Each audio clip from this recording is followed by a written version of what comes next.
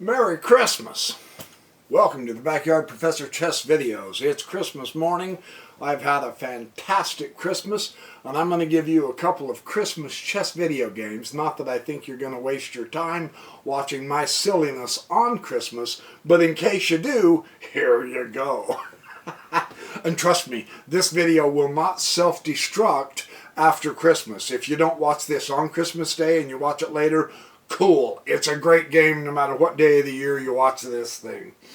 This is, once again, and I'm going to give you two actual good games of Alexander Alekhine in the middle of his chess career. This was 1932.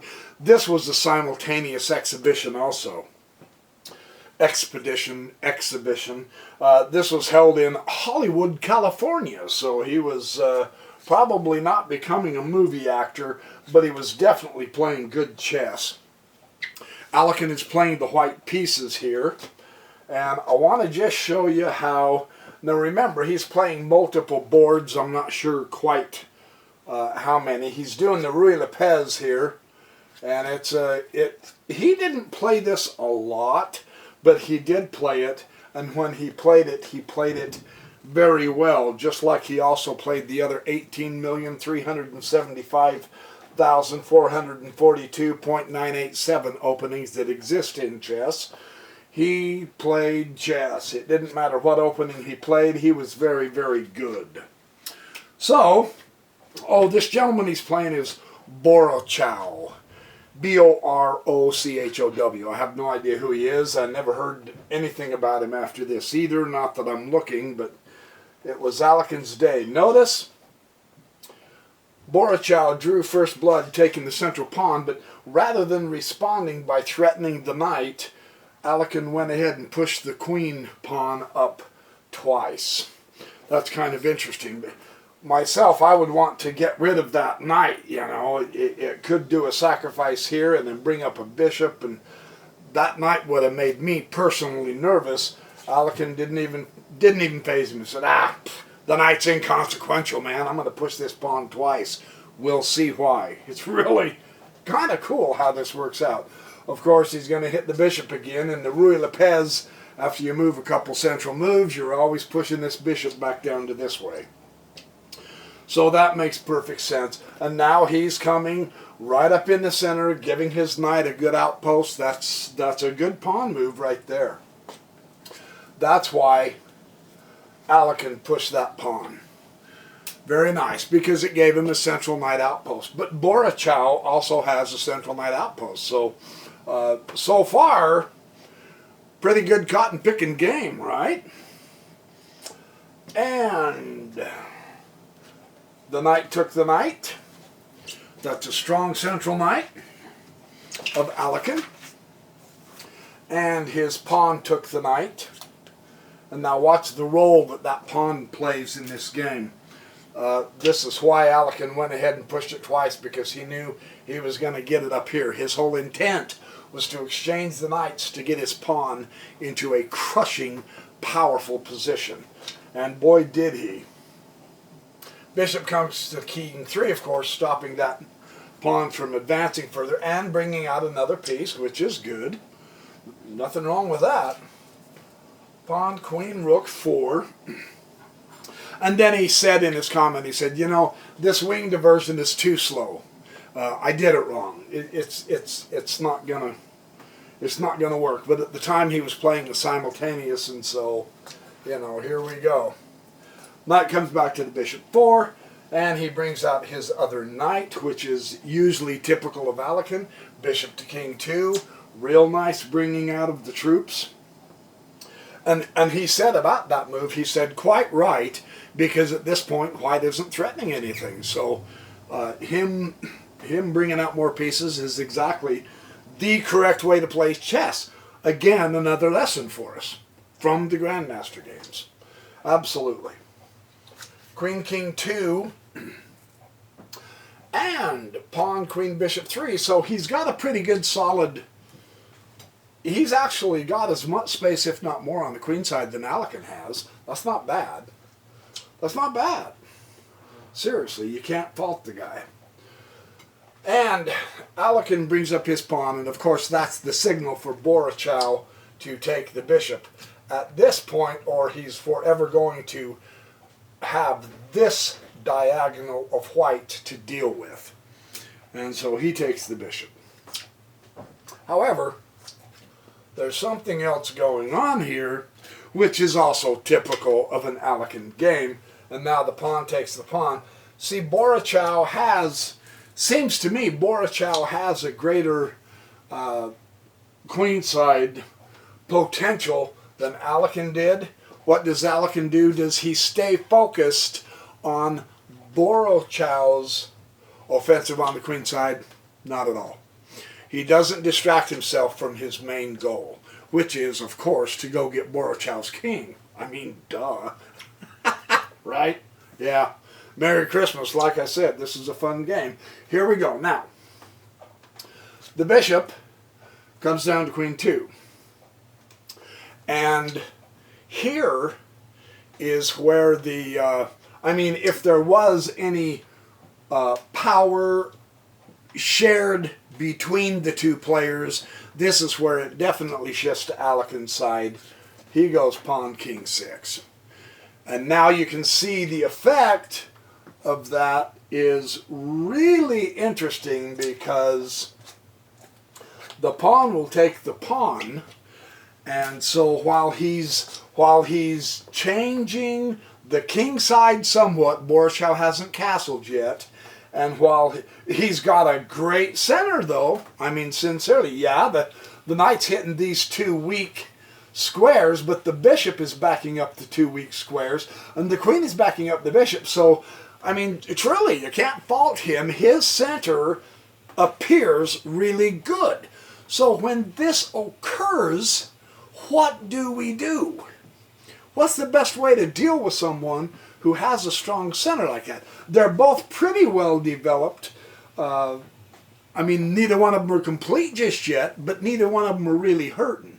And then here's the shot Alekhine took. Boink. Take the queen rook pawn. Now it gets interesting, because Alekhine already has the game in the bag. And that was the last step. And you go, really? Yeah, watch. Just watch. How he plays chess, really seriously, it's just pure poetry. It's staggering. I can't get enough of this guy. Rook comes to king 1. That's the same file. Now it is a partial file, but it is open for Alekhine because his own pawn is not in the way.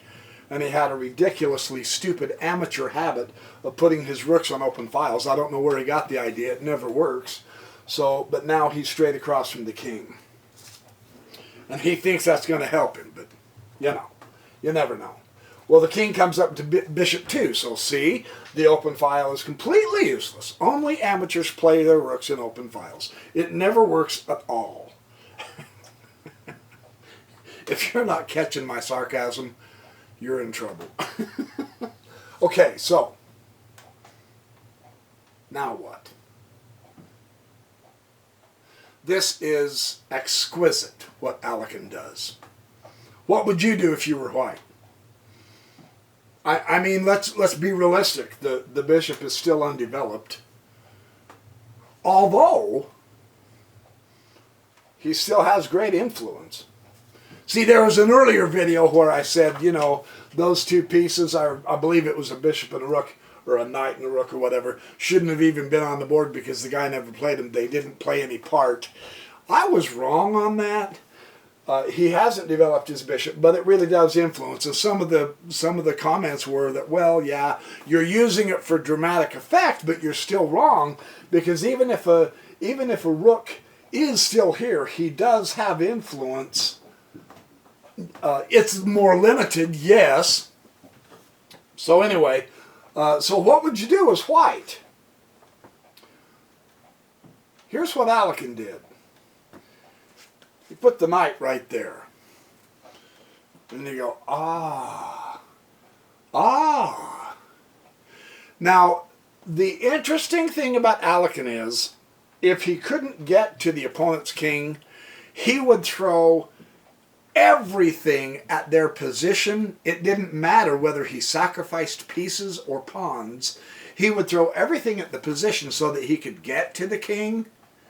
So his knight is just, it's valuable for that purpose, to open up the enemy position. And again, being mere 300-point rated amateurs that we all are, every one of us, and I am lowering your rating points, a sacrifice like this to open up the king's position is totally accurate. However, for we amateurs, we're not supposed to do this because it's going to make those who are higher rated than us mad. So we should do silly, stupid moves like this and move the king back and forth 20 or 30 times so that we can demonstrate that our rating is going to someday improve up to 301 instead of staying 300, right? In the meantime, we can appreciate what the grandmasters play. And this is a wonderful move. Now he's threatening knight takes bishop. And he shows a variation. I'm not going to worry about it at this point. I want to get on with my Christmas, and I know you want to get on with your Christmas. I'll show you the variation another time, I promise. His rook came to king 1. Now, seriously, doesn't that make sense? I'm just saying. With the queen backed by a rook on an open file, he's going to eventually, if this stuff does get out of the file, he's going to want to be challenging that file. Yeah, we've seen that hundreds of times. That is the correct response. You don't just give your opponent an open file for free. No, not good. Not good at all. However, now the problem is Alekhine is just full of power. Queen, rook 5, check. Oh. And you go, oh, you know, you feel Borochow's pain, don't you? You go, uh-oh. King, knight 1. He comes down to king, knight 1. And now, okay, so you do have a file. You're on a partial file, and you do have a real good horizontal row across here. So, I mean, sincerely, we've seen enough Alekhine games, and you still have that wonderful diagonal. You can see this is a full-fledged attack, right? And you know he's going to be utilizing his rooks because he's not only opened files, he's opened rows. What would you do as white here? You understand that you have immense ability here. Immense ability here. Immense ability here. But the king is still undercover. What was one of the main themes of Alekhine's games that enthralls us when we see them? The same thing we want to someday be able to have the courage to do. Because it's one thing to play through a Grandmaster game. It's another thing to literally try to imitate them and do sacrifices like this. It just scares the hell out of us. I know. I've been there. However, watch.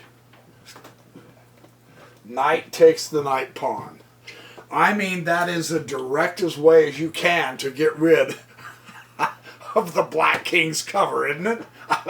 Wow, that's fabulous. And he's threatening the rook, so the rook does come back over. True, he's got an open file, but at this point, no joke. The queen, yes, she's backing up the bishop, but there's too many, it's a bad bishop, and there's too much covering. It's going to be too slow to open that up. And the queen is in no position to attack his king yet right now, you know. So get rid of the cover of that king. And this rook is not an offensive rook. This rook is strictly defense at this point. Alekhine can see that, and so can we, right? Tell me you can see that. That's really important. So the rook comes over to there. Yeah, this is vintage Alekhine attack. Yeah, you can see the beginning of the end real fast here. Now, he is going to try really hard to keep going And so, of course, you know there's going to be a discovered check. I mean, the knight can even come back to here and put him in discovered check. So the king does get off the same file as the rook is on. Yeah, that makes sense. And now he lifts that rook. And you're going, oh, wow. Because you know where he's going to put that rook, right? I mean, seriously. Those rook lifts that we keep seeing from the grandmasters have terrific purpose. They are in attack mode. They are doing that so they can get over toward the king. Now look at the difference, again, in the position. These rooks, genuinely, without any exaggeration, really are just better than these two, aren't they? The influence is better, the centralization is better, the attack on the king is better. They hold much more important squares. Although those are important squares, unfortunately this rook is playing defense. And this poor rook, doggone it, he never got it out. So really, seriously, reading the board, you would say, if I was going to pick one color to have, I wouldn't pick black. It makes sense, doesn't it? So, what he's going to do now, a central pawn advance is a good thing, for the most part. What this does is it opens up the bishop and queen to take out that rook, and really, truly, it's time for black to start exchanging pieces. In fact, it's past time. He's too late. But he's got the right idea. Man, when you're being attacked, if you at all can, exchange pieces. Start exchanging pieces. Yes. Take away the power of the attack as best you can. Well, now knight comes over here to king 6. He just simply, he was going to throw the knight away. Now notice the effect though. The knight sacrifice didn't occur, but because he was bold enough to take that pawn, now it's an open file. Yeah? So if he's not going to take the knight here, and he can't because the knight's supported by the rook, then come back over here and block the bishop. And if the bishop takes the knight, who cares at this point? It's too late. Yes? And here's why it's too late. Let's say that the bishop takes... It was here that Borochow resigned. I mean properly so. You can't win this. Really seriously. So let's assume, and this is the Alekhine variation that he shows in his book, My Best Games of Chess, where I'm taking this from. This is game... I may as well give you the game reference. 117 in volume 2 is the game. So the bishop takes the rook. The queen takes the rook pawn. And you go, whoa, whoa, hold it. Wait. The rook's not behind the queen. Your own rook is blocking your...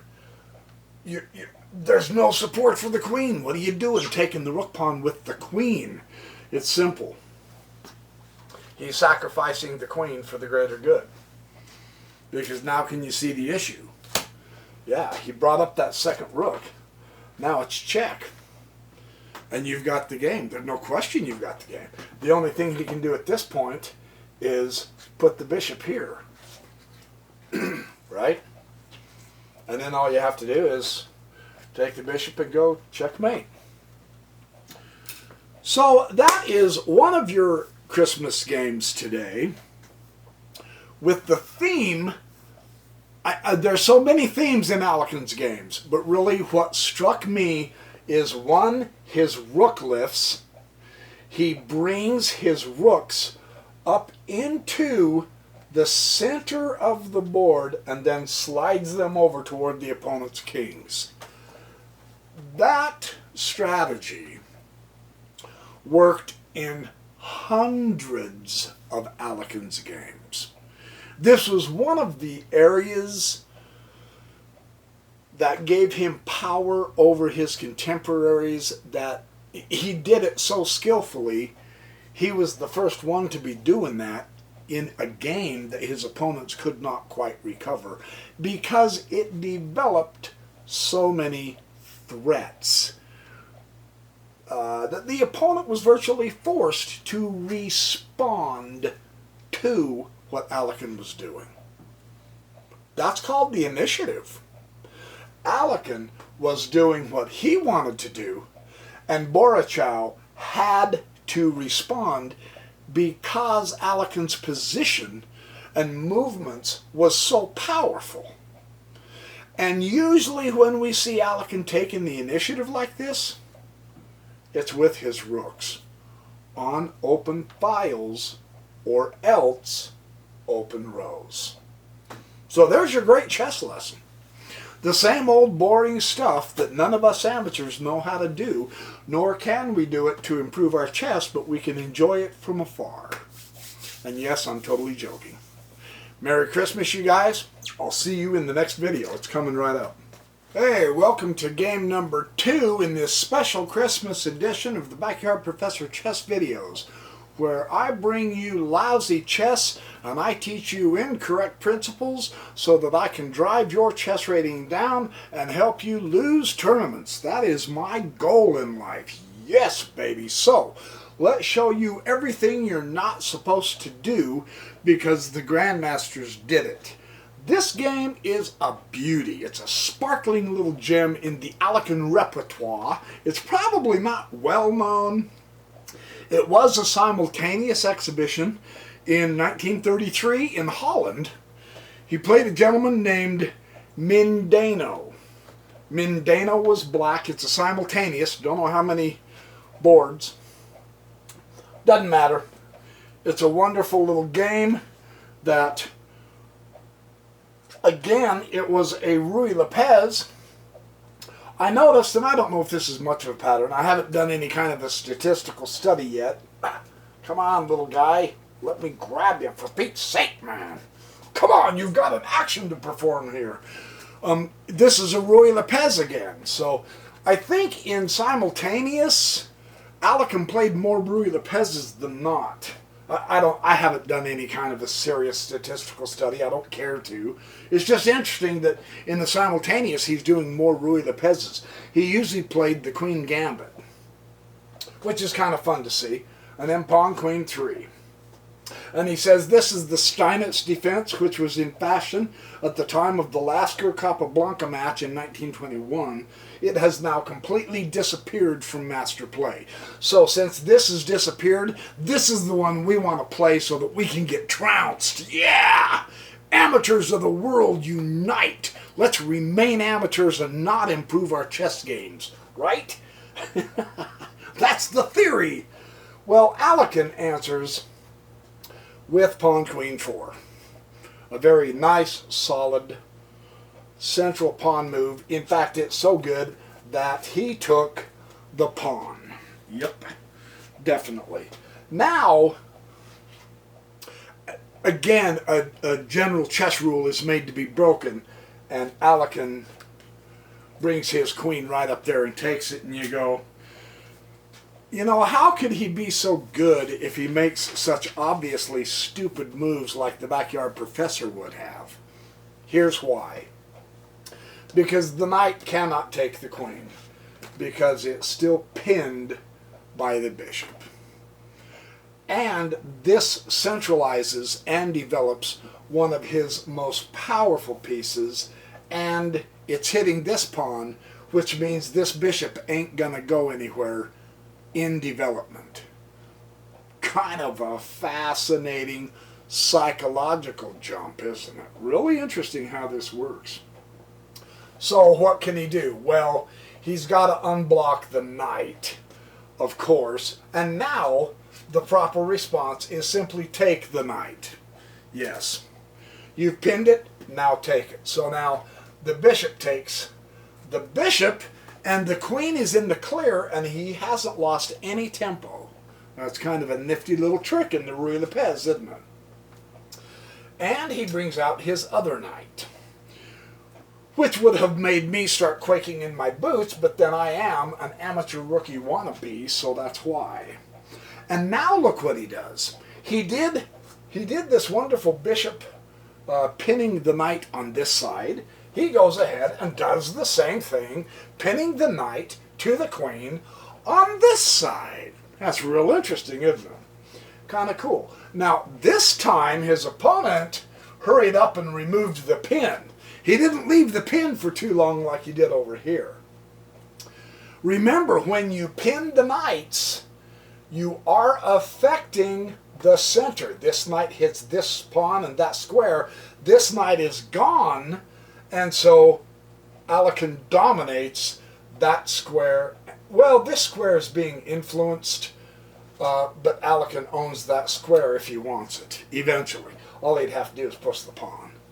It'd be better as an outpost, but anyway, the point is, he is, by pinning the knights, we help our own center. That's good to know. That's really good to know. And now he castles, but he castles Queen Rook in this one. Again, the partial file. It is open for Alekhine because his pawn is not there. And he deliberately castled queen side so that he wouldn't have to make an extra rook move to put it on the open file, saving tempo, getting ahead of his opponent. I mean, this is typical Alekhine. It's something we really can figure out and learn how to use in our own games. And now pawn king rook 4. He's bringing up his pawn. Pawn king rook 3. He's going to challenge the bishop. And at this point, now he's induced a weakness here by pressing the pawn. This it keeps the bishop centralized, right? So that's not bad. That's not bad. That's yes, you back up your queen, and you do back up the center, so that's not bad. You know, bumping the bishop down here is a little bit too passive. You know. So what's the better move? Remember, we found good moves. Lasker says sit on your hands when you find a good move. That's okay. That's not bad. This is okay. That's not bad, but is there something better? Let me show you what Alekhine did. Alekhine brought his knight up on the outpost. He ignored the threat to his piece and came up here on the outpost with his knight. Now, it's not advocated that we ignore every single threat every single time to one of our pieces that is attacked. But if there is something better, if there is something more threatening and capable of doing, then do that. Yes? That's the idea. He has bumped his pawn up, so this square and this square is weak. The defender of that square is now being attacked twice. Once, twice. So can you kind of get the feel for what Alekhine's thinking? Yeah. Yeah, very good. Well, the pawn took the bishop, and Alekhine puts a question mark here. That was one of the things that he probably shouldn't have done, because now the knight takes the bishop check. Notice he didn't take the defender of this square. He didn't exchange the knight. He took the bishop. Watch what happens. Queen takes the knight. Yeah, you gotta retake. You can't go down a power in the middle of an attack. Yes? Correct? Now pawn takes the pawn. And again, it opens up the open file right toward the enemy king. In order to be able to open your file, Alekhine exchanged his knight so that he would be forced to spend a move to change the knight so that Alekhine could open the file instead of having a black pawn here that could then be defended. That's a nice little tactic. He didn't sacrifice the knight for nothing. He simply exchanged a piece. But that's a good tactic worth knowing, right? So,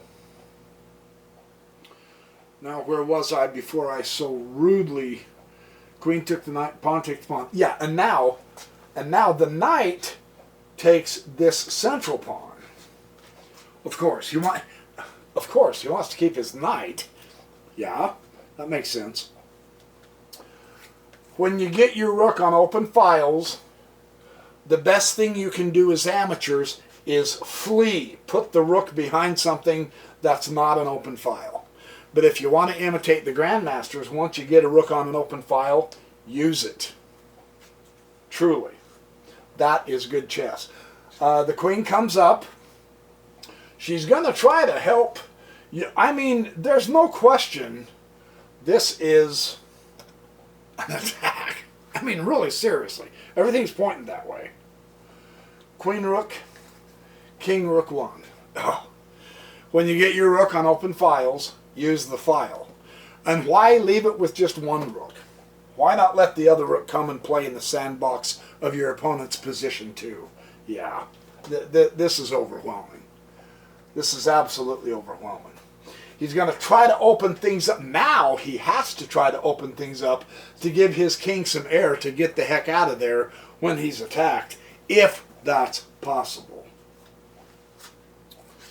The knight comes up to here. And that is quite a response. Pawn takes the knight, and it weakens that square. That was Alekhine's point. Here, the pawn is strong, that square is strong. But because he changed out, now the pawn possesses the square, and it has no pawns behind it supporting it, so it's a weak square. Yes, he's got the most powerful piece supporting that square, but she can be chased off. Therefore, that square is weak. Isn't that interesting how that works? Pawn knight 6, he's got an exclamation point, and it is here that black resigned. You go, really? Yeah. And he explains why. He says, look, if queen takes the knight pawn, then we have the interesting spectacle that queen comes to bishop for check. And it's followed by checkmate shortly. So let's look at this. Check. If you move the rook up to block the check, you've got checkmate, right? Hopefully I'm not missing a mate in one or half, right? So putting the rook up there isn't going to help you. If you put the queen up there, you've got checkmate. Hopefully I'm not missing a checkmate in one or a half. So it's not going to help you to put the queen there either. Is there anything else he can do? No. And so this gives us the illustration of the pure power of rooks on open files on your opponent's king side. I mean, guys, that's pure chess. If and when you can ever create your position like this, do so. Because the tactics just automatically flow out of this kind of a power position. And so do the sacrifices. It was okay for him to sacrifice his knight and his bishop and all that to get this position because it is so overwhelmingly powerful. So there's your 2 chess Christmas games. Merry Christmas. And we have 1 more week to get ready for the new year, so we have New Year's resolutions to make. So think about them for a week, and then we'll talk about New Year's resolutions. In the meantime, we're going to boogie through some more chess games because we love this game, yes. Magnifico. Ausgezeichnet. Yes. I'll see you in the next video.